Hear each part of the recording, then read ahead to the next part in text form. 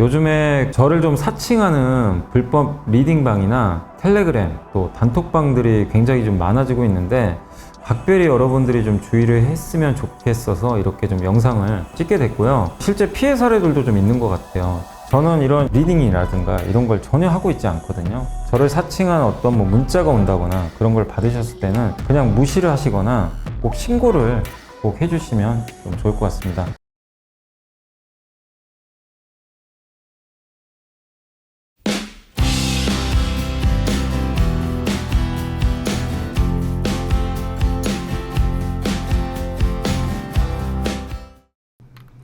네, 안녕하세요. 오늘 2024년 5월 8일 시험 함께 읽기 시작하겠습니다. 오늘 또 어버이날인데 또 굉장히 좀 의미 있는 날이잖아요. 그래서 오늘 좀 저녁에 가족분들하고 또 맛있는 식사 하셨는지 모르겠습니다. 아무튼 좋은 저녁 되셨길 바라고요. 저는 또 제 할 일을 또 하도록 하겠습니다. 그래서 오늘 이제 오늘 국내 뉴스도 좋았습니다. 그래서 뭐 외국인들이나 뭐 기관들 특히 요즘에 외국인이 주식 많이 사고 있는데 어쨌든 국내 증시 개인 투자자분들만 너무 좀 이렇게 파는 것 같아요.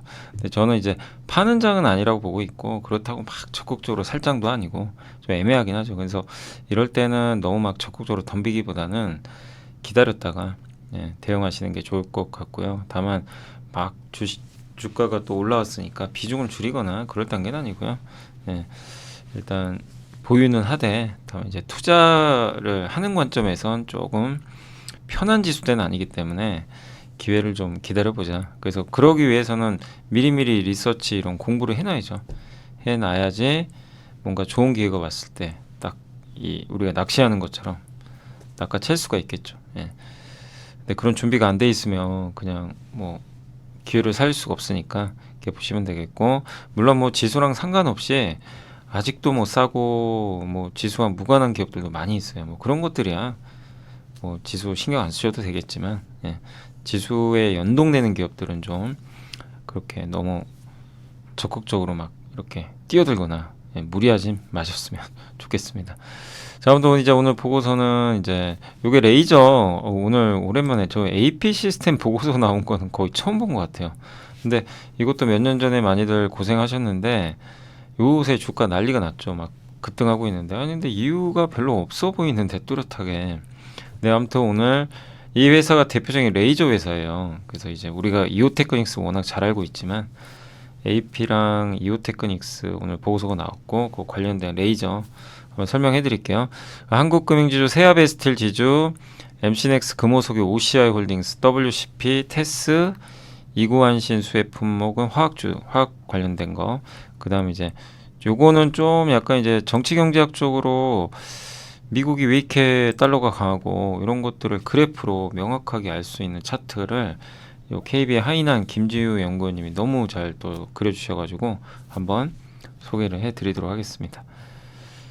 자, 그래서 오늘 일단 먼저 요 증시부터 좀 미국 증시부터 말씀드리면, 미국은 이제 보합이 끝났고요.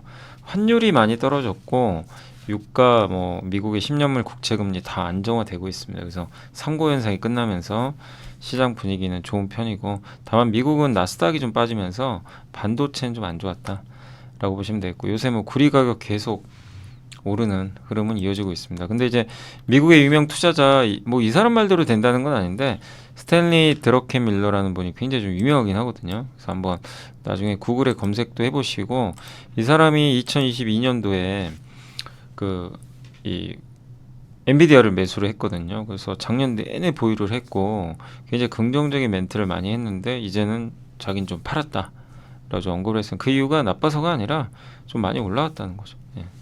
그러니까 지금 AI가 단기적으로는 좀 과대평가됐다. 다만 중장기적으로는 과소평가됐다. 그러니까 장기적으로는 큰 문제 없는데 당장은 이제 너무 급하게 올라왔으니까 실수 있다. 그러다 보니까 좀 AI 관련주가 오늘 또 다른 뭐 캐피털의 뭐 브래드 거스너 이런 뭐 CEO도 좀 매도했다라고 언급을 하다 보니까 약간은 부정적으로 작용했던 것 같습니다. 그리고 미국의 인플레이션이 이제 하반기부터는 둔화될 걸로 지금 계속 보고 있는데, 임대료하고 그 주거비가 많이 올랐거든요. 그러니까 임대료, 그러니까 주거비에 포함된. 근데 임대료가 신규 임대료는 꺾이고 있고요. 자동차 보험료가 많이 올랐어요, 실제. 그게 이제 물가 상승을 일으켰는데 지난 3월 자동차 보험료 인상률이 무려 22거든요. 근데 이게 지난 2년 동안 너무 가파르게 이제 올라들어왔기 때문에 이제 보험료가 조금은 좀 진정되지 않을까 이렇게 좀 보고 있는 것 같아요. 그래서 이 둘이 그러니까 보험료하고 주거비가 꺾이잖아요. 그럼 미국 물가는 굉장히 안정감 찾겠죠. 그래서 우리가 이제 이런 부분에 포커스를 맞추고 보면 좋겠고 기업으로는 디즈니가 좀 안 좋았습니다. 실적 우려 때문에 마이너스 9%나 폭락을 했고 테슬라가 중국 판매가 많이 감소해가지고 4% 가까이 급락했고 AI 관련 기업이죠. 저도 좀 흥미롭게 봤던 기업 중에 하나가 팔란티어인데 근데 실적 되게 좋더라고요. 근데 올해 매출 전망이 예상에 못 미친 가혹합니다. 그러니까 미국은요 올해 전망이 예상보다 낮잖아요. 그냥 던져버리더라고요. 그래서 15% 폭락을 해요. 그러니까 뭐 한국 증시는 한국 증시보다 미국 증시가 편하다, 안정적이다, 뭐 이런 얘기는 하시면 안 돼요. 아시죠? 그건 그냥 하나의 그냥 고정관념이지 절대 안 그렇습니다. 미국, 한국보다 더 심합니다. 예. 한번 이런 이제 내용들 보시면 뭐 숫자 미스 나면 난리가 나요, 그냥. 그 숫자가 좋아도 전망이 안 좋죠, 그냥. 주가 그날 이제 폭락하는 거죠. 그래서 폭락 비율이 뭐 어마어마하기 때문에 사실 미국 증시가 저는 더 어렵지 않나 사실 그런 좀 생각을 많이 하고 있어요. 근데 또 잘 이용하면 공부 잘하면 뭐 더 좋을 수도 있겠지만요. 주주환원도 많이 해주고 근데 무조건 미국 증시가 한국보다 모든 면에서 다 우위다 그렇게 생각한 이 뭐 저는 근거는 전혀 없다 이렇게 좀 말씀드리고 싶고 그다음에 수소차 기업 니콜라도 지금 안 좋았고요. 루시드 뭐 좀 비싼 전기차 판매하는 회사인데 14%나 폭락을 했습니다. 쿠팡이 적자 전환했다고 하더라고요. 그래서 쿠팡도 좀 안 좋았던 걸로 좀 기억이 나고 애플은 이제 신제품 공개했지만 주가에 영향은 없었고 반도체 기업들은 이렇게 조금 약보합으로 끝났습니다. 애플이 신형 아이패드를 공개를 했는데 새로운 AP인 M4 이제 프로세스 그러니까 M4 반도체를 새로 넣은 거예요. 원래 M2를 넣었거든요. 근데 성능이 월등히 개선된 거죠. 근데 이걸 이용해서 AI 뭘 할 건지 공개를 안 했어요. TSMC의 3나노로 만들어질 것 같고 기존 M2보다 50% 빠르고 AI를 위한 엄청나게 강력한 칩이라고 언급을 했고 이 NPU가 30 이게 초당 1조 번인가 그럴 거예요. 한번 TOPS 한번 검색해 보시겠어요? 아 여러분 요거 있잖아요. 무료 버전인데 요걸 요즘에 많이 쓰는데 저는 이제 챗GPT 쓰고 있는데 여러분들 있잖아요. 혹시라도 무료로 그러니까 실시간 데이터 같은 거 그러니까 챗 GPT는 무료 버전은 그 2021년도 데이터밖에 안 주죠. 3.5는 그게 좀 답답한데 유료 버전을 써야 되잖아요. 근데 월 20달러 내야 되니까 그래서 그 돈 내기 싫으신 분들은 요거 써보세요. 퍼플렉시티라고 있어요. 요거 퍼플렉시티 요거 네이버에 검색해도 됩니다. 퍼플렉시티라고 합니다. PRPLEXIT. 요게 그챗 GPT 같은 이런 거 대형만데, 예. 네. 아주 이제 요거를 여기 이렇게 사이트가 뜨잖아요. 그래서 뭐 저도 이제 몇 개 뭐 이렇게 물어보기도 했는데, 아무튼 요게 실시간으로 돼요. 그래서 무료예요. 무료인데 이제 유료 버전은 프로 버전이 있는데 이건 이제 20달러 결제를 하셔야 됩니다. 근데 굳이 뭐 그렇게까지 안 하셔도 될 것 같고. 아무튼 이제 여기 요런 데다가 여러분들이 혹시 궁금한 내용들 있잖아요. 있으면 이렇게 그 뭐죠? 아까 제가 뭘 궁금했죠? 뭐더라? 잠깐만요. 예. 예. 그래서 아 여기 TOPS 요런 거 있잖아요. 예. 요런 게 이제 궁금하면 한번 물어보세요. 이게 AI 쓰는 용어인데 TOPS.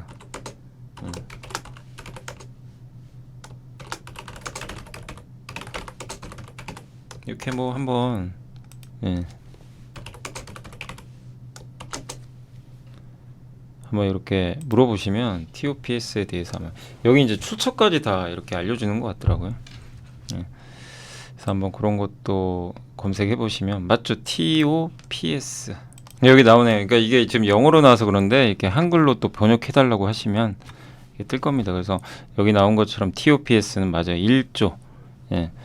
그러니까 이 테라 연산당 초인데 이게 아마 그 1조 번의 연산을 할 1초에 1조 번 그럴 거예요. 테라는 1조니까 맞아요. 1조 번. 그러니까 1초에 1조 번의 연산을 돌리는 거예요. 근데 한번 요 퍼플렉시티도 한번 여러분들이 예, 나중에 한번 써보시는 것도 고민해봐요. 저도 이제 우연히 좀 발견해가지고 이거 되게 많이 쓴대요. 예. 한 5천만 명 정도가 쓰는 걸로 전 세계적으로 이렇게 알려져 있습니다. 한번 그거는 꼭 광고는 아니고 저도 이제 이게 무료 버전 치고는 괜찮은 것 같아서 한번 말씀드렸습니다. 그래서 그런 내용이고 아무튼 이게 퀄컴의 스냅드래곤 여기랑 이제 견줄 정도로 굉장히 이번에 애플 아이패드에 들어간 이 칩 성능이 굉장히 좋대요. 거기 인공지능 칩이 들어가 있어요, 실제. 근데 이거 가지고 뭐 하는지는 아직 알려진 바가 없어서 뭐 정확하게 어떤 걸 할지는 아직은 저도 모르겠습니다. 그래서 6월 10일 날 애플 개발자회의에서 공개되니까 그것까지는 한번 지켜보시고 그래서 애플 아이폰 관련된 아이패드 관련된 뭐 기업들은 계속 좀 관심을 갖는 것도 괜찮은 것 같아요. 왜냐하면 계속 올해 9월까지 이어지니까 그래서 AI에 대한 부분들은 아직 뭐 이번엔 정확하게 안 나왔지만 나올 가능성이 있다 이렇게 보시면 되겠습니다. 자, 그래서 이제 한번 말씀을 그리고 이제 맞아요. 그 OLED 관련해서 애플 아이패드에 이제 이번에 새로운 OLED 장착이 됐잖아요. 그래서 우리 예상은 그대로예요. 그대로 됐고 OLED가 뭐 투스택 텐덤 소재가 2배 정도 들어가는 또 하이브리드 방식. 밑에 이제 유리기판 쓰고 이제 요 유리기판을 깎고 뭐 그런 것들 우리 옛날에 공부했던 그 아마 내용들이 그대로 적용이 된 것 같습니다. 그래서 일단 이제 출시가 될 거고 다만 이제 이게 AI랑 아이폰 16까지 어떻게 연결될지 이제 6월에 10일 날 개발자 회의가 일단 제일 중요하다. 이렇게 한번 말씀을 드리도록 하겠습니다. 그래서 한번 좀 잘 지켜보시면 또 좋을 것 같습니다. 자, 그렇게 해서 한번 좀 말씀을 드리겠고 그래서 오늘 이제 본격적으로 또 보고서 먼저 그 레이저부터 좀 설명해 드릴게요. 레이저. 레이저가 어디 갔나? 반도체. 그래서 레이저 기술로 보는 반도체인데 신한에서 또 좋은 자료를 내주셨고 이제 일단 이거는 반도체 또 공정 배우는다고 생각해 주시면 될 것 같아요. 그래서 열을 다루는 장비 중에 레이저는 일반적으로 정확하고 물리적으로 비접촉이고 레이저를 많이 쓰면 열 손상이 없죠. 균일하게 이렇게 자를 수도 있고 또 포토 공정 빛을 웨이퍼에 이렇게 조사한다 그러죠. 쏘가지고 그 감광액 바른 데다가 이제 그림을 그리는 거죠. 그럴 때 이제 엑시모 레이저 또는 CO2 레이저 이런 것들을 이용을 하는데 그때도 쓰이고 어닐링, 열 처리, 다이싱 자르는 거, 디본딩은 뭘 제거하는 장비고요. 마킹은 레이저로 이름 쓰는 장비. 이런 데 이제 채택이 되는데 그런 공정들 하나씩 나와 있으니까 설명을 해드리겠고 고성능 반도체 요구가 이제 점점 그러니까 한마디로 지금 우리 반도체 트렌드 공부했지만 얇아져요. 얇고 높아져요. 그래서 너무 힘들어요 만들기가. 높아지는데 얇아지면 부러져요. 잘못하면. 그리고 요 안으로 구멍 파서 뭘 넣어야 되는데 빈 공간도 생겨요. 너무 좁아지니까 제대로 못 넣어가지고 그만큼 어려워요. 근데 그렇게 갈 수밖에 없어요. 지금 상황 자체가. 그럴 때 레이저가 또 많이 쓰이는데 그래서 레이저는 대세가 될 수밖에 없어요. 그래서 이오테크닉스 주가가 그렇게 좋았던 겁니다. 우리가 공부를 많이 해봤던 기업이지만 한참 우리가 이제 이오테크닉스 공부 많이 했을 때가 그때 주가 6만 원, 7만 원일 때죠. 근데 어느새 지금 24만 원 와 있어가지고 참 이게 언제 6만 원일 때가 참 옛날 같아요. 그냥 진짜 6만 원 맞나? 막 이런 생각이 들어요. 근데 어쨌든 이제 레이저의 그만큼 중요성이 커지다 보니까 관련 기업들의 주가도 뭐 굉장히 뜨거운 게 아닌가 이렇게 좀 보여지고 또 웨이퍼가 점점 얇아지죠. 왜냐하면 단수를 높일 때 웨이퍼를 얇게 만들어야 이 높이를 균일하게 맞춰주는데 12단하고 8층짜리 아파트를 똑같이 만들어야 돼요. 크기를 높이를. 그러면 이 한 층을 얇게 만들어야죠. 그러면 이제 자를 때 깨지죠. 일반 칼을 쓰면. 그래서 HBM 두께가 어쨌든 한 층당 얇아져야 되니까 레이저를 써야 됩니다. 그래서 지금 HBM 이게 단수거든요. 4단일 때 이게 높이에요. 한번 보시면 8단과 12단이 높이가 똑같아요. 이게 말이 안 되잖아요. 더 높아야죠, 얘가. 그럼 무슨 얘기예요? 웨이퍼가 작아야 된다는 얘기예요. 얇아야 된다는 얘기죠. 근데 이게 HBM 이제 3E거든요. 이게 올해 드디어 나옵니다. 하이닉스하고 삼성, 마이크론 다 아마 올해 2분기, 3분기에 본격적으로 출시가 될 거고 HBM4로 가면 막 16단 가거든요. 24단. 근데 이 높이가 크게 안 벗어나요. 그래서 웨이퍼 두께는 이렇게 얇아져요. 이렇게. 그러니까 웨이퍼 두께가 요게 하나가 이렇게 두꺼운데 이렇게 얇아지는 거라고 생각하시면 됩니다. 그리고 레이저 기반 장비 시장에서 제일 중요한 게 지금 보시면 요게 이제 다이싱이 자르는 거 제일 크고요. 그 다음에 여기에 있는 게 마킹은 좀 작아요. 시장이 크죠. 원래 이 레이저 마킹은 이오테크닉스가 세계 1위에요. 1위인데 시장은 크진 않아요. 어닐링 많이 들어보셨죠? 열처리 장비. 예. 그래서 이게 이오테크닉스랑 또 요즘에 DIT가 뭐 특허 소송 걸었다. 뭐 이오테크닉스가 막 이런 또 얘기도 나오긴 하는데 아무튼 이제 서로 이제 기술 가지고 아주 첨예하게 대립하는 거죠. 너무 중요한 기술들이다 보니까. 그리고 맨 위에가 이제 그 디본딩. 예. 그러니까 이 접착하고, 예. 그 다음에 띄어내고 요런 그러니까 D자는 반대란 얘기죠. 본딩에. 그래서 요게 이제 레이저 업체라고 합니다. 이게 밸류체인이고 한미 반도체도 이제 레이저 메이커 이런 것들을 하고 있고 이오테크닉스, 기가비스는 레이저로 수리하는 장비가 있어요. 그러니까 기판안이 잘못됐을 때 수리해주죠. 예. 그다음 DIT, AP 시스템은 원래 또 레이저 강자고요. 프로텍, 코세스, IMT. 저도 뭐 여기 있는 기업들은 잘은 모르겠네요. IMT도. 네. 한빈 레이저도 있고. 네, 워낙 이제 많은 기업들이 성장하다 보니까 제너셈, 뭐 레이저쌀도 유명하죠. 예. 이런 기업들이 있고, 자 공정 한번 설명해 드릴게요. 다이싱 공정은 이제 뭐냐면 자른다고 보시면 돼요. 그냥 자른다. 다이싱. 예. 근데 옛날에는 칼을 썼어요. 블레이드, 칼날. 요걸로 웨이퍼를 자르면 어떻게 될까요? 이게 치핑, 뭐 크랙, 깨지거나 이게 제대로 절단이 안 되죠. 이 절단면도 되게 막 투박하고. 예. 근데 이 점점 얇아지잖아요. 그러니까 막 깨집니다. 저거 칼로 쓰면. 그래서 요거예요. 요 원판. 원래 요걸로 하거든요. 예. 근데 레이저 다이싱은 레이저로 잘라버려. 플라즈마도 있어요. 이런 방식인데 레이저가 대세가 될 것 같고, 그래서 레이저 다이싱, 근데 레이저 그루빙이라고 있어요. 이게 뭐냐면 얘가 이렇게 자르잖아요. 자를 때 저 길을 터줘야 돼요. 레이저로 홈을 파요. 그럼 저 그 다이싱 있죠. 저 블레이드가 지나가면서 깎아줍니다. 잘라버려요. 이 홈을 파서 길을 만들어요. 이거를 뭘로 길 만든 때 레이저로 만듭니다. 저걸 그루빙이라고 그래요. 그럼 좀 더 깨끗하게 깎이겠죠. 그 스텔스 뭐냐면 웨이퍼 안에 안 보이는 곳에다 레이저를 넣어버려요. 그래서 안을 깎아버려요. 네. 그래서 스텔스 안 보인다. 요걸 이제 의미합니다.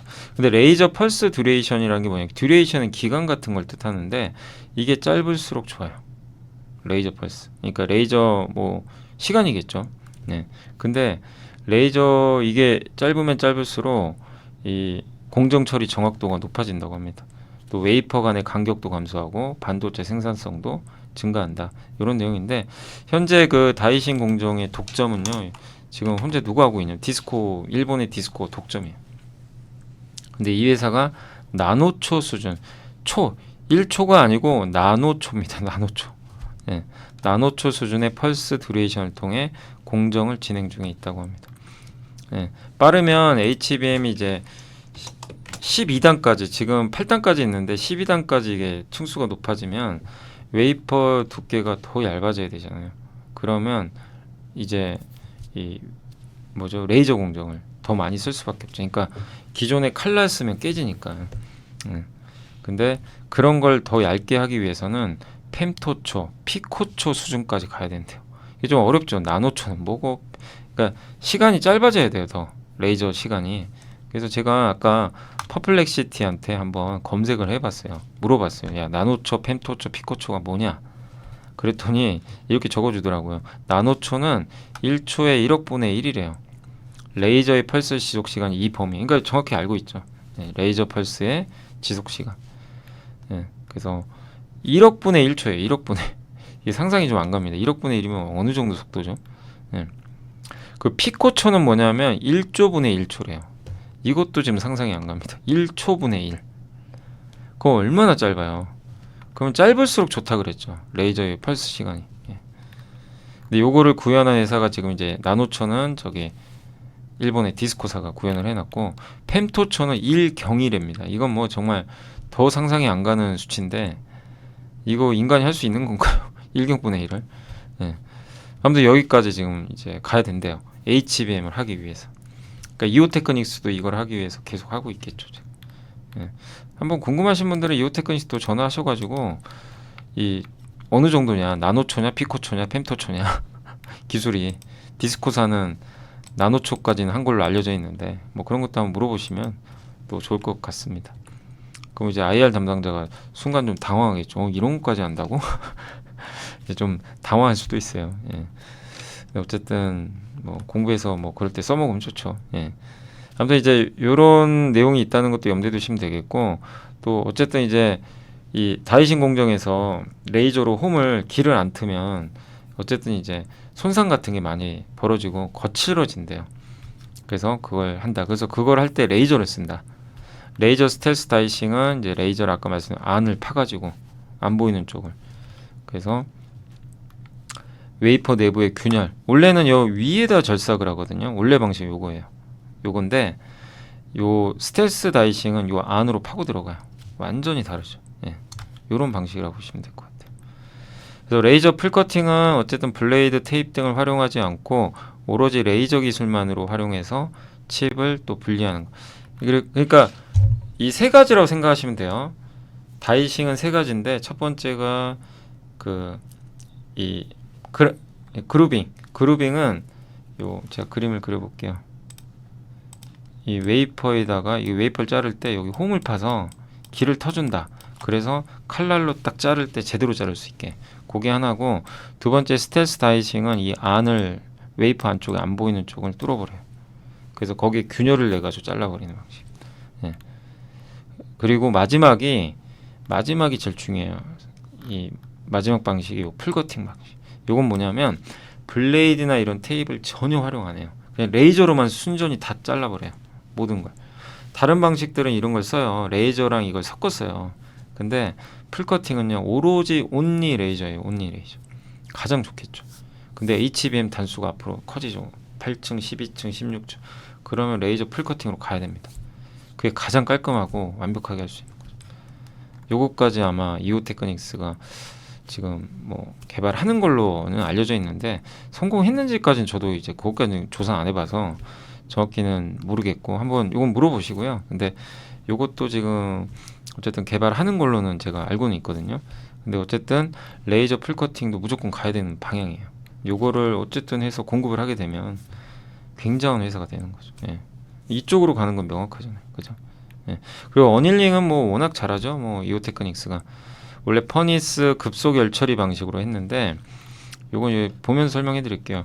요게 퍼니스예요. 이 용기에다가 웨이퍼를 여러 개 넣어가지고 한 번에 가열시켜버려요.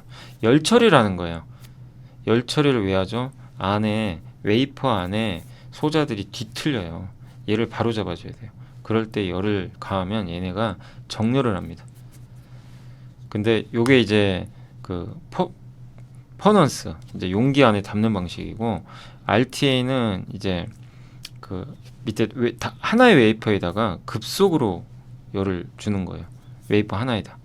요 방식으로 하는 두 가지 방식이 있어요. 근데 이제는 레이저로 하는 거죠. 예. 특히 미세 공정으로 갈수록 레이저를 씁니다. 레이저는 뭐냐면 웨이퍼에다가 웨이퍼의 특정한 부분에다가 레이저를 쏴버려요. 여기만. 예. 그냥 타겟팅을 해가지고 거기만 집중적으로 레이저를 쏴서 치료를 해주는 거예요. 그래서 이게 훨씬 낫죠. 열 손상이 적게 들어가니까. 그래서 이거를 이제 앞으로 많이 쓸 수밖에 없고요. 요거 최강자가 이오테크닉스, 그리고 요즘에 이제 DIT가 떠오르고 있는 거죠. 근데 이제 어닐링 같은 경우는 이제 어닐링은 왜 하냐? 이것 때문이에요. 이온 주입 공정이라고 혹시 기억나세요? 이온 주입을 해야 전류가 통해요, 반도체. 그래서 반드시 이게 불순물인데 얘가 들어가죠. 이렇게 바뀌어요. 정렬하던 애가 이온이 들어가면 이렇게 뒤틀려 버립니다. 얘 똑바로 정렬시켜야 되거든요. 야, 너네 똑바로 안 서, 이거예요. 그래서 레이저를 쏴요. 이 부위에다가 딱 쏴주면 얘가 이렇게 줄을 딱 맞췄습니다. 네, 이렇게 재배열을 해줘. 요걸 하기 위해서 어닐링을 하는 거예요. 아시죠? 요게 바로 레이저 어닐링의 역할이다 라고 보시면 되겠고, 게필링 어닐링은 뭐냐면 요것도 이제 반도체는 깎고 쌓고 계속 그걸 수백 번 반복해요. 예. 우리 인간의 세상과 다른 세상이 반도체 세상에 있어요, 실제. 여러분이 우리가 그냥 상상 못하는 세상이 하나 있다고 그냥 생각하시면 돼요. 너무 너무 오묘하고 그냥 마술이에요, 마술. 이거는 반도체 공정은 진짜 마술입니다. 우리 인간이 어떻게 이런 걸 할 수 있는지 저도 아직까지는 너무 신기해요. 보이지도 않아요. 그 미세한 데다가 깎고 쌓고 깎고 쌓고, 예. 그 어마어마한 장비들, 소재 이런 거 써가지고. 근데 문제는 이제 뭐가 문제냐면요. 반도체가 점점 작아지죠. 그러니까 이렇게 얇아져요. 얇아지는데, 그러니까 이랬던 게 이렇게 간격이 좁아지는데 높이는 또 엄청 올라갑니다. 옛날에 이 정도 높이였다면 어떻게 돼요? 이 안에다가 소재를 입혀야 되거든요. 얘를 여기다 넣어가지고. 쟤도 여기는 쉽죠. 넓으니까, 넓고 낮으니까 입히기가 쉬워요. 근데 저 뭐 예를 들면 여러분 자녀가 170, 180이면 어쨌든 입힐 수 있잖아요. 근데 갑자기 자녀분인데 자기가 옷을 못 입어요. 그럼 상상을 해보세요. 2m 50짜리예요. 그러니까 상상을 해보세요. 2m 50인 자기 자식의 옷을 입힌다. 입힐 수 있나요? 입힐 수야 있겠죠. 너무 힘들어서 문제죠. 예, 그죠? 예, 그러니까 이거는 비교가 안 되는 거. 그러니까 증착은 옷을 입히는 거예요. 소재를 반도체 웨이프에 입히는 게 증착입니다. 근데 저렇게 되다 보니까 너무 힘든 거예요. 그래서 이게 보세요. 증착 공정 중에 요걸 입히는데 다 입히고 나는데 이게 너무 좁아지다 보니까 여기 중간에 구멍 보이세요? 이걸 사실 채워야 돼요. 얘가 빠지면 안 돼요. 문제가 생깁니다. 수율이 안 좋아져요. 그래서 레이저 있죠. 요 레이저를 보라색 보이죠? 레이저를 집어넣어 버려요. 여기다 얘한테. 그러면 깨끗하게 개필링이 된다고. 예, 그러니까 개필링의 의미는 아시겠죠? 예, 요런 내용입니다. 그리고 또 한 가지가 드릴링, 기판 뚫어버리는 거. 이건 많이 우리 배웠죠. 그래서 옛날엔 옛날에는 이제 그 CO2 레이저를 많이 썼는데 요새는 UV 레이저. 예, 요 방식으로 가고요. 본딩은 치카칩을 하는 거. 근데 여기에 이제 열압착 방식을 많이 쓰는데 열과 압력을 넣어서. 근데 요새 또 레이저도 쓰는 부분들이 있거든요. 그래서 레이저를 거기다가 쏴가지고 붙여요. 예, 그것도 있고. 디본딩은 웨이퍼를 이동하는 캐리어가 있어요. 특정 이제 공정을 하기 위해서 웨이퍼를 지지하는 건데 그게 필요 없으면 얘를 떼내야 돼요. 그걸 해주는 또 장비가 바로 디본딩이라고 합니다. 그때 레이저가 필요해요. 요거 잘하는 회사가 AP 시스템이죠. 예, 원래 AP 시스템이 뭐를 했냐면 주력 장비 중에 하나가 그 디스플레이 OLED 그 이제 유리 기판 있죠. 유리 기판을 이제 나중에 떼내야 되거든요. 이제 기판 같은 거. 예. 나중에 이제 때릴 때 그걸 엘레로 장비라 그래요. 그것도 디본딩이죠. 그걸 원래 했던 장비가 주력이다 보니까 이 반도체에도 적용되는 거죠. 웨이퍼를 떼내는 거. 레이저로. 예. 그래서 여기 또 잘하는 분야가 이제 AP 시스템이 있는 거죠. 마킹은 이제 레이저로 거기 마킹하는 거죠. 예.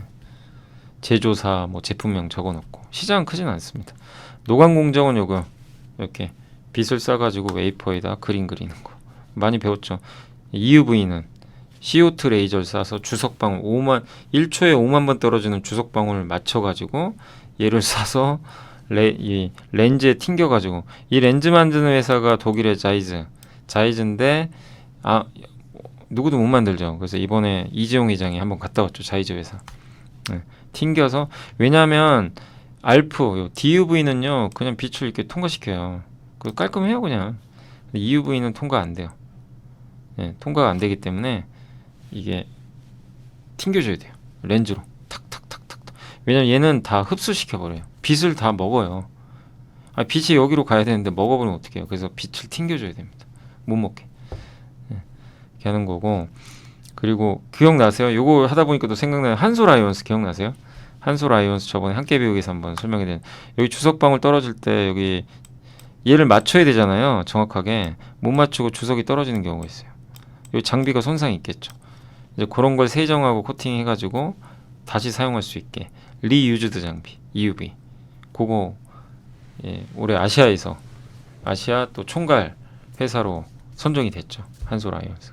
그러니까 이게 참 뭐 여기서 갑자기 왜 그 얘기가 나오는지 모르겠는데 근데 이제 보다 보니까 다 연결이 되는 것 같습니다. 그렇게.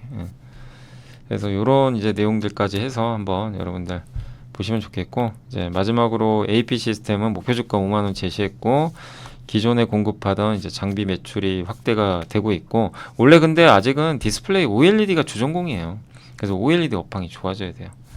그러지 않다 보니까 주가가 너무 안 좋았어요. 근데 돈은 잘 벌어요. 반도체 장비로 꾸준히 돈 벌고 있었어요. 실제로. 그래서 퍼가 막 4배, 5배 안 가요. 근데 주력이 아니다 보니까. 근데 요새 갑자기 날아가 버렸죠. 3만 원대까지. 그 이유는 반도체 장비 수주 기대감 때문인 것 같아요. 그래서 검사 파트에 활용되는 반도체 다이싱 장비를 하반기에 뭐 공급할 예정이라고 하고, 아까 말씀드린 이 디본딩 있죠. 유리기판 제거하는 요거 LLO 장비, 요거를 요 기술을 갖고 있기 때문에 요거는 지금 아마 결과가 나오지 않을까. 그러니까 요거는 아직은 됐다기보다는 이제 그 하반기에 아마 결과 요런 이제 디본딩 장비도 확대되지 않을까, 이렇게 기대를 하고 있는 것 같습니다. 그래서 약간 HBM 수혜주로 최근에 조금 부상하고 있는 것 같고요. 이오테크닉스야 뭐 말해서 뭐 하겠습니까? 뭐 레이저 최강자고, 디스코, 일본의 디스코사를 저는 이겼으면 좋겠고, 개인적으로 그 후보 중에 하나죠. 그래서 일본 다이싱이 일본 디스코 독점인데 이걸 꼭 깼으면 좋겠습니다. 그래서 실제 이제 장비 공급이 시작됐다는 내용이고, 점점 점유율을 높여가겠죠. 그래서 우리 뭐 삼성이 보통 이제 이오테크닉스 장비를 많이 썼잖아요, 그동안. 근데 요 다이싱 장비는 디스코 거만 썼거든요. 근데 이제 여기에 들어왔기 때문에 이오테크닉스의 어떤 수주도 증가하지 않겠냐, 이렇게 한번 기대를 해보도록 하겠습니다. 자, 그래서 한번 레이저가 뭐고 왜 이렇게 중요하고, 레이저 정말 중요하다는 거 좀 느낌이 오시죠? 그래서 한번 공부를 해봤으니까 한번 또 잘 살펴보시면 좋을 것 같습니다. 그래서 레이저 한번 공부해봤고요. 오늘 이제 나머지 보고서도 이렇게 많진 않아요. 오늘은 다른 거는 한국금융지주 실적 잘 나왔고요. 그 다음에 1분기 주식시장 여건도 개선됐고, 또 PF가 좀 아직은 문제는 있어요. 아직 끝난 거 아닙니다. 그렇지만 이제 우려 대비는 크지 않을 것 같다, 이런 내용이고, PBR 0.4배고, 또 카카오뱅크 지분도 갖고 있고, 되게 알짜 기업 중에 하나죠. 너무 눌려 있었죠. 부동산 안 좋아져가지고.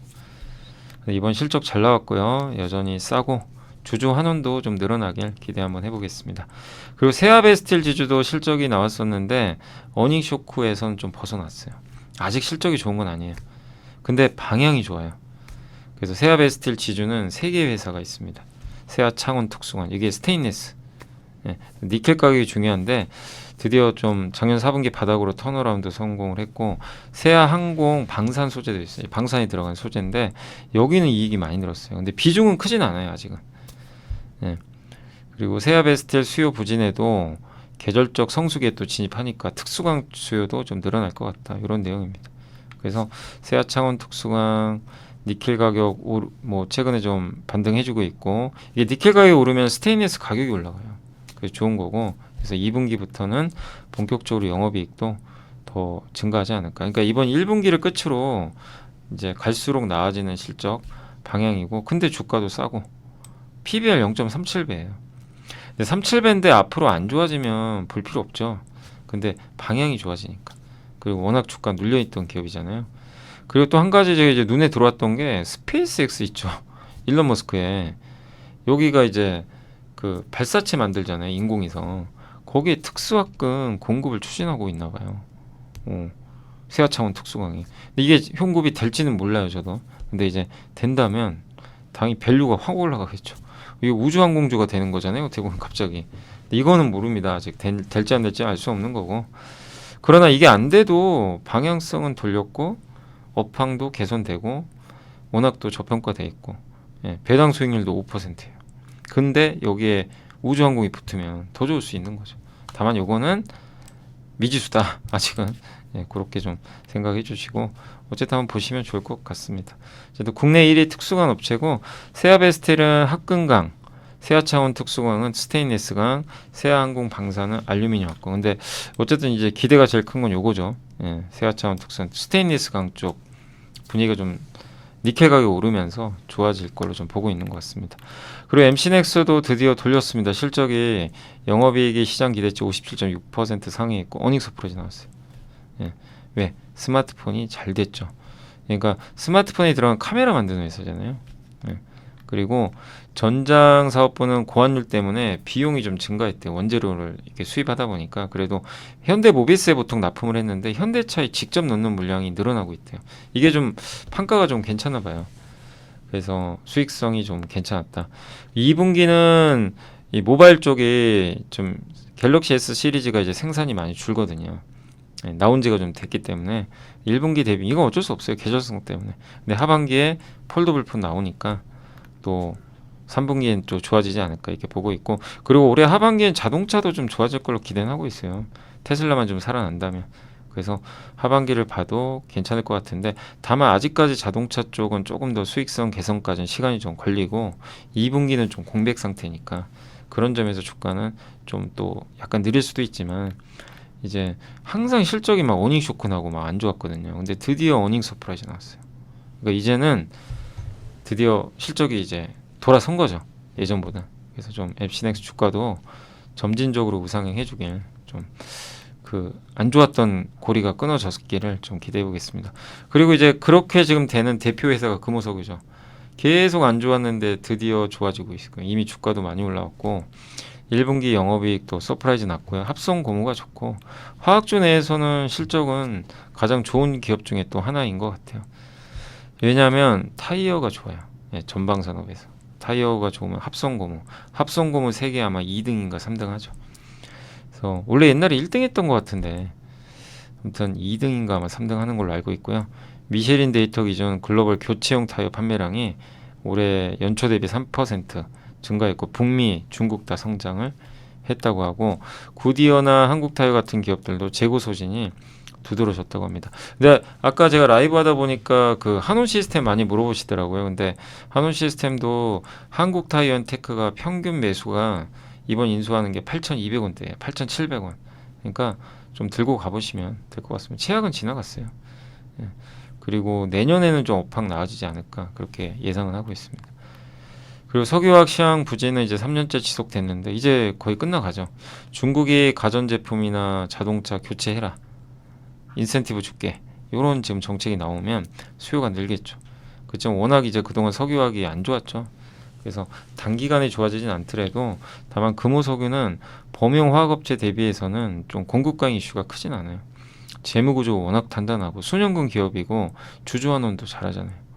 그래서 화학주 내에서는 가장 좋은, 그러니까 화학주에서 지금 괜찮게 나오는 회사가 유니드 있죠. 유니드. 그 다음에 여기 금호석유. 그 다음 또 뭐 있죠? 그 효성첨단 소재, 효성 TNC. 이런 기업들이 실적이 좋았죠. 좋았는데 뭐 계속 이어질지 모르지만 아무튼 요 분위기는 조금 더 좋아지지 않을까. 또 중국이 좋아지니까. 그래서 3년간의 업황 불황은 좀 종료된 것 같다라고 생각은 일단 하고 있습니다. 그 OCI 홀딩스도 목표주가 14원 유지했는데 말레이시아 법인 부진은 좀 약간 전기부수 영향인 것 같고요. 1분기에 미국 태양광 설치량이 급증했는데 앞으로 AI 데이터 센터에 그 이 태양광 수요도 많이 늘어날 것 같아요. 전력이 많이 필요하니까. 예. 그래서 결론은 미국향 비중국 폴리실리콘인데, 중국산 폴리실리콘 규제가 심하고요. 미국에 들어가기가 어려워요. 예. 그 저기 신장 위구르지요. 예. 그 이 불법 노동. 예. 거기에 대해서 미국이 규제를 하고 있는 거죠. 그런데 그래서 중국산은 공급강이에요. 근데 이 중국산 아닌 폴리실리콘은 가격이 굉장히 비쌉니다. 비중국산이 한 20달러, 그 다음에 중국산이 6달러인가 밖에 안 돼요. 6인가 7달러. 가격 차가 엄청나죠. 이제 그런 이제 프리미엄 받아야 되겠죠. 그리고 배당이나 자사주 이런 거 포함하면 연간 4에서 5% 정도의 주주 환원은 가능하지 않겠냐, 이렇게 바라보고 있는 것 같습니다. 그래서 어쨌든 최악은 지나가고 있고 비중국 폴리실리콘 프리미엄도 좀 긍정적이니까, 또 여기에 주주 환원까지도 하잖아요. 그래서 주가는 좀 부진하긴 했지만 좀 나아지는 흐름을 기대하면서 대응을 하시면 좀 좋을 것 같습니다. 거기에 태양광이나 이런 풍력 금리까지 떨어져서 일단은 좀 바닥은 이제 찍은 걸로 보여집니다. WCP도 좀 너무 많이 빠졌죠. 주가가 단기간에. 좀 반등하다 또 실적이 안 좋게 나오니까 막 급락하는데, 다만 핵심은 요거예요. 매출이 엄청 늘었어요. 영업이익은 많이 감소했죠. 그러니까 이게 좀 아쉬운 거죠. 아니 매출 늘었으면 이익 늘어야 되는데, 그 이유가 뭐냐면 너무 비용이 많이 들어가요. 아직도 신공법, 뭐 이런 것들 적용하고 공장도 지어야 되고 투자할 것도 많고. 예. 근데 이렇게 업황이 안 좋은데도 매출이 는 거는 굉장히 고무적입니다. 특히 삼성 SDI 주로 공급하잖아요. 삼성 SDI에 요 배터리 분리막 고급차에 들어가는 이제 아마 요게 거기 BMW 같은 데 한번 들어갈 거예요. 그래서 그쪽 괜찮아요. 수요 자체가. 그래서 분리막 수요는 괜찮았다. 그러니까 저는 이제 요걸 보면서 느끼는 게 너무 걱정할 필요는 없다. 저렇게 매출 나온다는 건 수요가 있다는 얘기예요. 다만 비용이 많이 들어가요 지금. 그러니까 이게 언제 줄어들지는 좀 시간이 걸리는 거죠. 그래서 약간의 수익성은 좀 아쉽지만 그래서 주가 부진하지만 매출이 안 꺾였고 오히려 급증했다는 건 좀 차별화될 수 있는 그런 요인이다. 그래서 여기서도 2차전지 소재 탑픽으로 유지를 했습니다. 그래서 일단 매출을 보시고 너무 우려할 필요는 저는 없지 않나 보여지고, 이번에 이제 북미 지역에 IRA 이제 법안이 최종적으로 나왔는데 원래 분리막도요 미국에 공장 지어야 돼요. 근데 좀 다행이라고 볼 수 있는 게 원단이 아니고, 원단 짓는데 이제 원단 만들려면 돈 많이 드는데 코팅 원단을 가지고 코팅 설비만 투자를 해도 보조금 받을 수 있대요. 그러니까 약간 투자비 부담이 좀 줄어들었다. 이렇게 보시면 좋겠습니다. 그래서 올해 전체 매출 성장 35% 예상은 하고 있는데 1분기에만 63 나왔거든요. 그래서 매출 성장이 이어지는지만 계속 좀 우리가 확인을 하면 좋을 것 같습니다.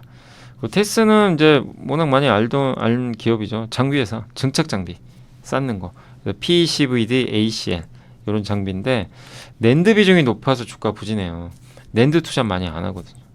내년에 할 것 같아요, 낸드. 그래서 테스는 좀 어쩔 수 없는 게 천천히 갈 것 같아요. 주가는 너무 막 이렇게 급등 이렇게 계속 한번 급등했었죠. 중간중간 뭐 그런 이슈는 또 나오겠지만 아주 막 이렇게 과격하게 오르긴 좀 어려운 게 왜냐면 낸드 때문에 그래. 낸드 투자를 삼성 하이닉스가 많이 해야 되는데 아직 그러진 않거든요. 그래서 그건 내년에 기대하시되, 근데 그러다 보니까 주가가 싸요. 그래서 부담은 없고 좀 편하게 보시면 되겠고, 낸드에서 이렇게 그 단수를 막 300단까지 이렇게 쌓잖아요. 이게 쌓아 올리 이걸 증착한다 그러는데 중간에 하드 마스크 같은 걸 증착해요. 딱딱한 거죠. 그렇게 하면 이제 이게 안 무너집니다. 그래서 요거를 이 하드 마스크 증착 장비 요게 ACL이에요. 요게 주력이에요. 그래서 낸드에 거의 다 들어가죠. 요런 거 제거하는 이제 회사가 바로 저기 PSK가 같은 회사가 이제 나중에 이거 다 제거해 줘야 되거든요. 그래서 이제 이런 걸 증착하는 장비를 만들고 있고, 비메모리는 아직은 비중은 얼마 안 되고요. 삼성전자 비중이 제일 높고 자사주 이거 소각하면 좋을 텐데요. 아무튼 자사주도 많이 갖고 있습니다. PCVD는 낮은 온도에서 이게 아마 이 플라즈마를 이용해 가지고 플라즈마를 이제 일단 이용해 가지고 이제 저온에서 가스를 뿌려 가지고 이 증착 소재를 입히는 거예요. 한 번에 대량으로 소재들을 반도체에 입혀버려요. 낮은 온도에서 플라즈마로. 그 장비가 PCB, 요게 핵심이고요. 드라이클리닝 세정 장비, 요게 파운드리에 들어가요. 가스패스 에처. 그래서 건식 세정 장비인데 요게 이제 건식으로 하면 좀 더 깔끔하게 세정을 해줄 수 있는 거죠. 요거 지금 삼성전자 이제 품질 테스트는 통과했고, 삼성의 GAA 있죠. 파운드리 여기 아마 들어갈 걸로 많이들 예상은 하고 있는데 실제 들어갔는지는 아직 확인은 안 됩니다. 그것까지는. 그래서 파운드리 수혜주로도 볼 수 있고, 그리고 요즘에 낸드 분위기 좋죠. 이제 서버에서 SSD가 도입이 되다 보니까 분위기는 좋은데, 다만 이건 소재한테 수혜지 저 SSD 도입한다고 해도 이게 장비 투자를 해줘야 되거든요. 근데 장비 투자까지 연결은 아직 안 돼요. 25년은 돼야 될 것 같아요. 그러니까 저 낸드 쪽에서 저런 서버에 SSD 투입하는 건 사실은 그때 말씀드린 ENF 테크놀로지나 솔브레인이나 DNF 같은 그런 회사가 좀 더 수혜를 받지 않을까 이렇게 보고 있고요. 장비는 조금 더 늦게 온다. 그러나 워낙 감소를 많이 했으니까 투자를 25년부터는 아마 투자는 필요하지 않겠냐 이렇게 보고 있습니다. 그 삼성전자 HBM량으로 PCVD 장비에 지금 HBM으로도 들어간대요. 후공정 쪽으로도 이 장비가. 이게 원래 전공정 장비인데 HBM으로도 일단 들어간다는 건 상당 의미가 있죠. 필요 대수는 그렇게 많지 않지만 들어간다는 건 이제 밸류로 올릴 수 있는 부분인 것 같습니다. 그래서 테스도 나쁠 게 없고 다만 이제 주력인 랜드까지 좋아질 때까지 조금 더 시간 필요하고 그리고 신규 장비 요게 좀 삼성 파운드리에 도입이 되기를 기대를 한번 해보도록 하겠습니다. 요새 중국이 이제 이구환신 한다고 하는데 하나투자의 윤영식 연구원님이 적으셨고요. 전기차 구매하면 190만 원 준대요. 중국에서. 예, 자동차 가전제품 구매할 때도 일정한 보조금을 주고 그럼 이런 게 팔리겠죠. 그러면 ABS, PC, SBR. SBR은 고무입니다. 예, 금호석유 같은 회사가 하는 거. 이런 거 이제 LG화학 같은 기업들.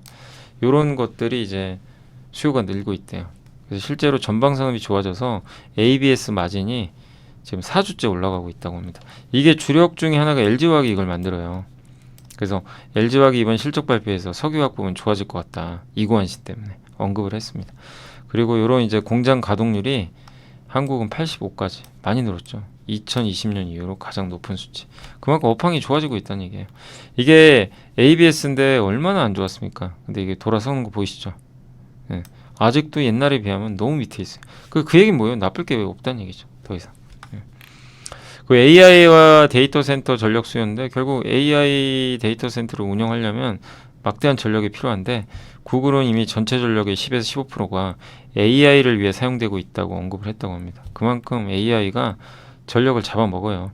그럴 때 원자력, 태양광, 풍력이 당연히 중요한 거고 태양광은 또 가장 싼 발전원 중에 하나고요. 또 여기에 구리 같은 원자재도 들어가고 또 태양광과 같이 저장할 수 있는 ESS 이런 수요도 늘어난다 라고 보시면 되겠습니다. 그래서 앞으로 이런 부분들이 계속 이렇게 데이터 센터 전력 공급, 데이터 센터 수요, 그러니까 전력이 얼마나 이제 앞으로 증가하는지 그걸 나타내는 그래프라고 보시면 되겠고, 그 다음 주도주 흐름에 대해 참고할 수 있는 하나의 차트인데, 요건 여기다가 제가 이게 뭐냐면요, 이 그래프를 한번 보시면 요게 전 세계화 지수예요. 세계화 지수라고 합니다. 이 역축입니다. 그럼 위로 내려갈수록 세계화 되는 거예요. 이렇게 내려가면 세계화.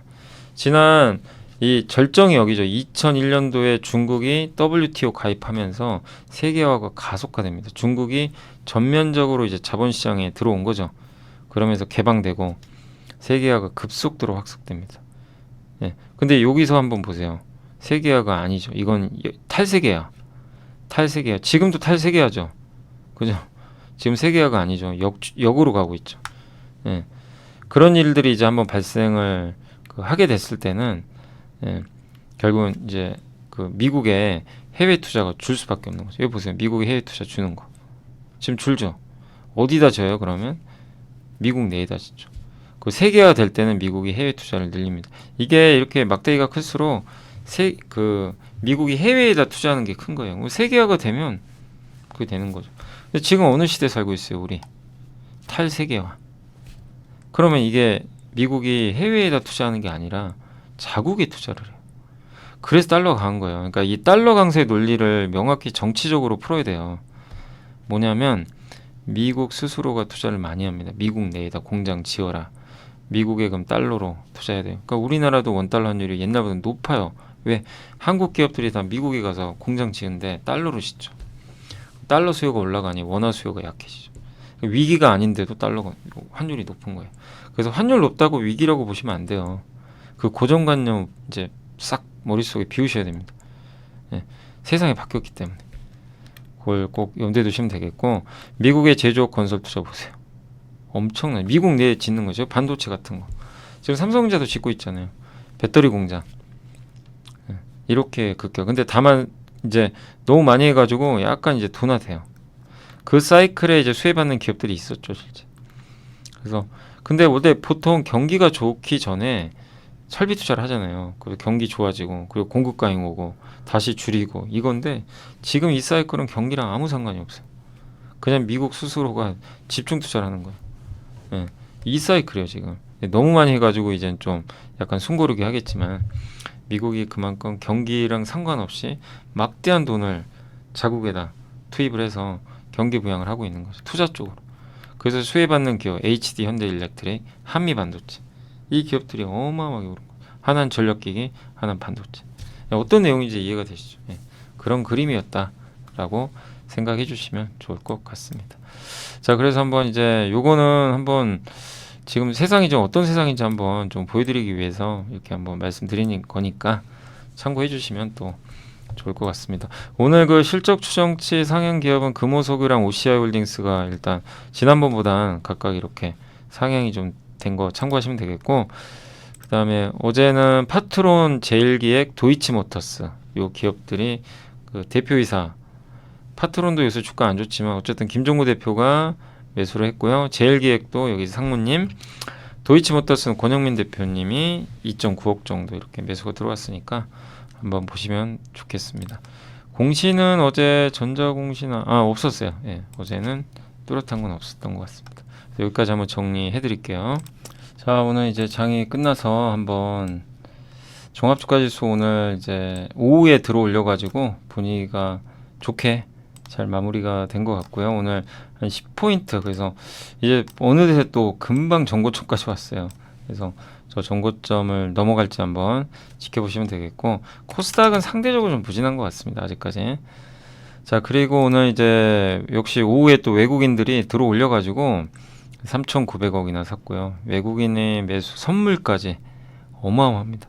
외인의 매수가 이어지고 있다는 거 긍정적이고, 오늘은 원전주가 오랜만에 좋았네요. 그래서 원자력 발전주들이 강했고 6개 관련주도 강했네요. 예. 피팅, 오늘은 진짜 오랜만에 피팅 좋았어요. 예. 피팅 참 안 갔잖아요. 근데 우리도 공부해봤지만 참 내용 괜찮은 것 같은데, 오늘 웬일로 특히 하이로코리아가 어닝 서프라이즈 나왔습니다. 오늘 실적 발표했거든요. 그래서 아까 아침에도 누가 물어보셨는데 좋았고, 그러다 보니까 조선기자재 쪽에서 이쪽 관련된 기업들, 그래서 오늘은 기자재 업종이 특히나 더 분위기가 더 좋았던 것 같습니다. 태웅은 어느새 22,000원까지 갔네요. 아무튼 예, 많이 오르는 모습이고, 해운주도 오늘 펜오션이 드디어 갔습니다. 그렇게 안 가다가, 왜냐하면 BDI 지수가 많이 올랐어요. 네. 전력설비 여전히 좋고, AI 챗봇 관련주도 모처럼 좋았고, 게임주가 정말 오랜만에 오늘 좋았습니다. 니켈 관련주도 요새 니켈값 오르면서 분위기를 좀 일부 탔고, 그리고 석유화학도 요새 분위기는 조금씩 나아지고 있는 것 같습니다. 예, 오늘 하나솔루션이 괜찮네요.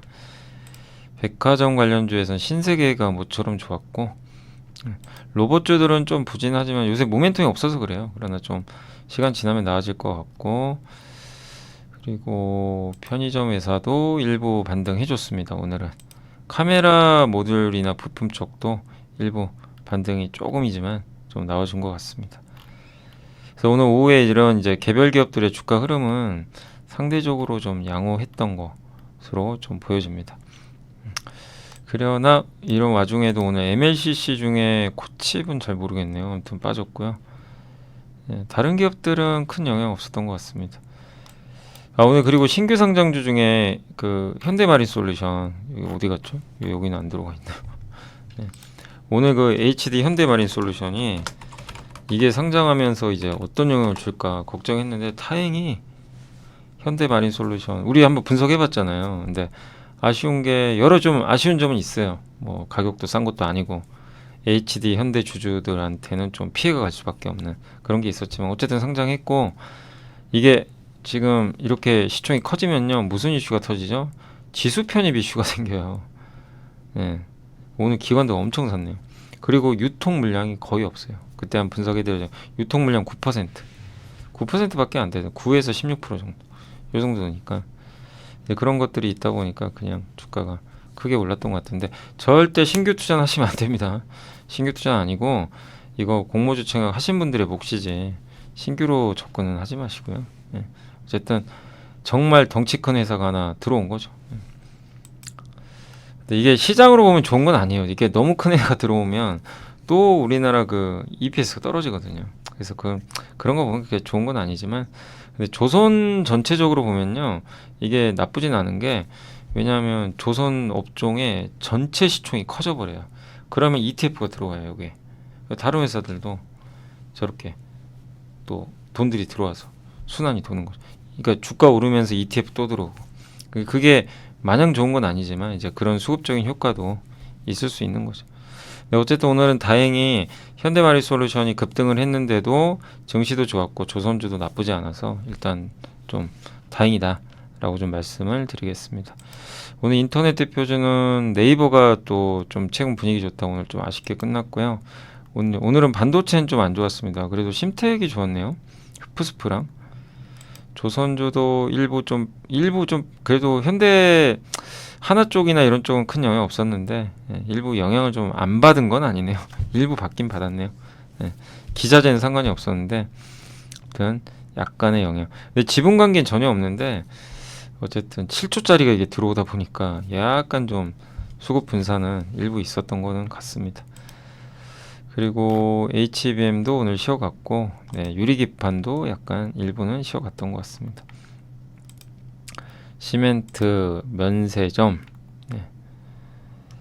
영화 관련주. 그러나 뭐 이제 몇몇 기업들 빼면 다 분위기들은 괜찮은 편으로 끝난 것 같고 삼성하이닉스가 조금 쉬어갔고요. 오늘 은행주가 정말 좋았습니다. 은행, 한미반도체 또 급등했고 고려아연이 어제 한번 우리 고려아연 봤죠. 고려아연도 오늘 4% 아연값 오르고 있고요. 현대마린솔루션이 시총이 엄청 커졌습니다. 그리고 넷마블 게임주 좋았고요. 반면 코스닥은 2차전지는 좀 부진했고 HLB 괜찮았고요. 엔캠이 올라갔고 그래도 오전보다 오후가 좋았어요. 이오테크닉스도 올라갔고 삼천당 제약은 오늘 조금 안 좋았던 것 같습니다. 솔브레인홀딩스는 좀 빠졌고요. 테크잉도 많이 빠졌고 그러니까 반도체에서 굉장히 많이 오르던 기업들이 있죠. 여기는 좀 차익 매물 쏟아진 것 같아요. JNTC 유리기판으로 올랐다가 급나가고 있고 그다음에 원익QNC가 좋았네요 오늘. 그래서 이런 뭐 흐름들이 일부 있었던 것 같습니다. 거래대금 쪽에서는 오늘 보니까 코스닥은 일단 뭐 라이콤, 뭐 세명전기 이런 기업들이 좀 많이 올라간 것 같고요. 퀄리타스는 아까 많이들 물어보시더라고요. 이게 아니 왜 유증하는지 잘 모르겠어요. 유증을 왜 했는지 상장한 지 얼마나 됐다고 유상자 결정을 했어요. 주가가 그냥 폭삭 주저앉아 버렸습니다. 그래서 좀 약간 이해하기 좀 힘들긴 하는데 운영자금을 쓴다고 하는데 정확히 뭔지 모르겠어요. 아무튼 그래서 좀 당분간은 주가 부정적일 수밖에 없는 것 같고 ST팜은 특별한 뉴스는 없습니다. 없는데 어쨌든 오늘 조금 주가는 영향을 좀 받은 상황입니다. 특별한 건 없고요. 전환 청구권 행사 때문에 그런가요? 20만 주라 그렇게 많지는 않아요. 20만 주 정도니까. 근데 어쨌든 뭐 좋은 뉴스는 아니죠. 근데 만약에 그것 때문에 빠진 거라면 뭐 크게 우려할 상황은 아닌 것 같고 오히려 좀 더 하락한다면 또 기회가 오겠죠. 그리고 뭐가 있나요? 유진테크는 많이 올라서 빠진 것 같고요. 성강밴드 오늘 좋았던 것 같습니다. 코스피 쪽만 한번 볼게요. 오늘 마린솔루션 급등, 애경케미칼, PI 첨단 소재가 실적이 잘 나왔습니다. 그리고 페노션, 코스닥은 그렇게 뭐 크게 그러니까 급락한 건 많지는 않은 것 같아요. 현대코퍼레이션도 실적 좋았고, 조선내화가 상한가 같고요. 뭐 나머지는 그렇게 큰 이슈는 없었던 것 같습니다. 자, 아무튼 오늘 여기까지 설명을 해드리겠고 벌써 5시가 넘어가지고 마감을 해야 될 것 같습니다. 자, 오늘 고생하셨고요. 저는 또 내일 이 시간에 찾아뵙겠습니다. 오늘 어버이날 좀 잘 보내시고 내일 뵙겠습니다. 감사합니다.